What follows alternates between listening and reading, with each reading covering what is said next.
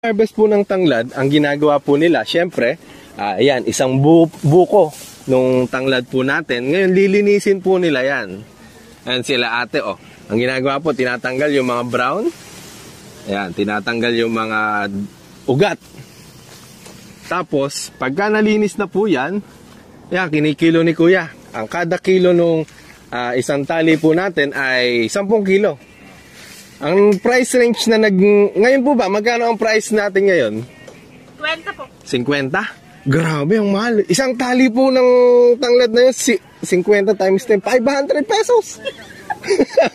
Ang mahal. Diba? Super tanglad nga.